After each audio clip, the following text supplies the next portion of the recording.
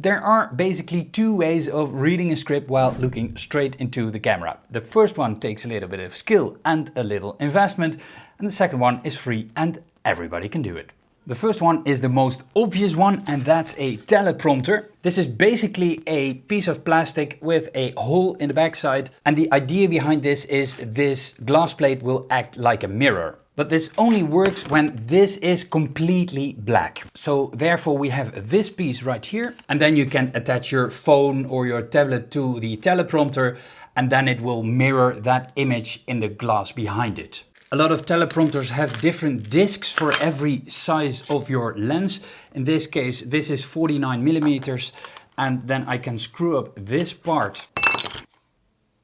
And now the outer ring has the same size as the hole in the back of the teleprompter, so I can attach it like this. And now I have a teleprompter setup. This is quite a heavy piece of machinery, so you need to make sure that you have a proper stand to support all of this. In order for this to work, you also need a remote control. With this, you can control the speed of your text, but also rewind if you make a mistake. And you connect this remote control via Bluetooth to your tablet or your mobile phone. Now I am recording and I'm looking right into the camera with the teleprompter on it. And I can see the reflection of the mobile phone in the camera. And hopefully you don't see anything.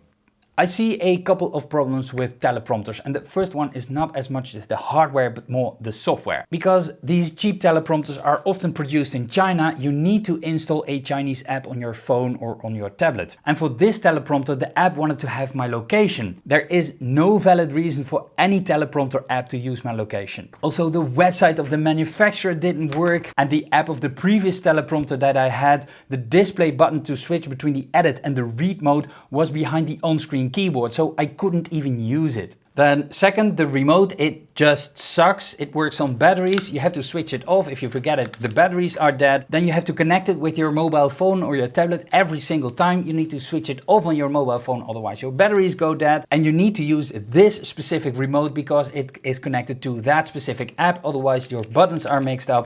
It's such a hassle. Then also transporting script from your computer to your mobile phone is a hassle, or you have to type everything in on the tiny screen of your mobile phone. You have to either email it and then copy paste it into the app, or you have to use something like Dropbox and copy paste and synchronize it. Blech. And if you see an error, then you have to go back to the edit mode. Then you have to find in the edit mode where you left off in the script, correct the mistake. Then you have to go back to the read mode, find where you left off in the script.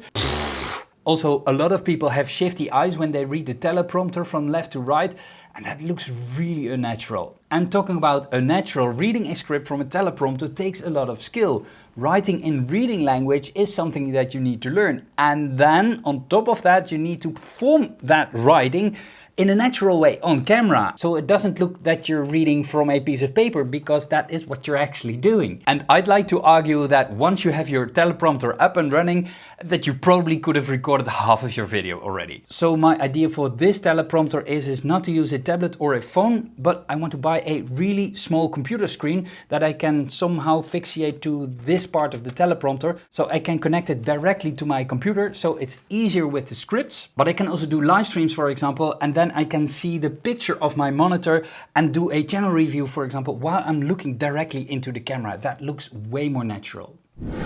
Which brings me to my second solution, winging it, but with a twist. You can just script or outline a video like you normally would. Personally, I'd like to use a script because English isn't my first language. And once I've written the script, I divide the script in blocks of 2 or 3 sentences, and every block will be a scene. And I number every single scene with an incremental number. And every scene is also a jump cut in the edit, and this allows me to place the camera somewhere else, because that's a pattern interrupt which keeps the image interesting. And in the beginning of every single take, I mention the scene and the take number, because that makes editing later a lot easier. 15.1. And I keep an administration of all the good and the bad takes. This saves me a tremendous amount of time again in the edit, because I don't have to scout all the footage. Now, the trick is I can look at my script in between scenes or even in between takes. Let me show you here.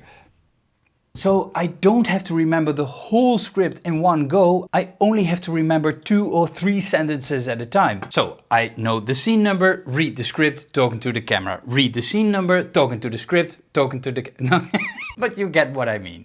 By doing it this way, the reading of your script sounds really natural because you use your own words. When you do it more, it sounds even more natural. I do have some extra camera hacks for you in this video right here. And if you think that you mess up a lot in your videos, I will link up the raw footage here in the screen, because I sometimes need 30 takes or so to get it right. And oh, don't forget to subscribe, of course.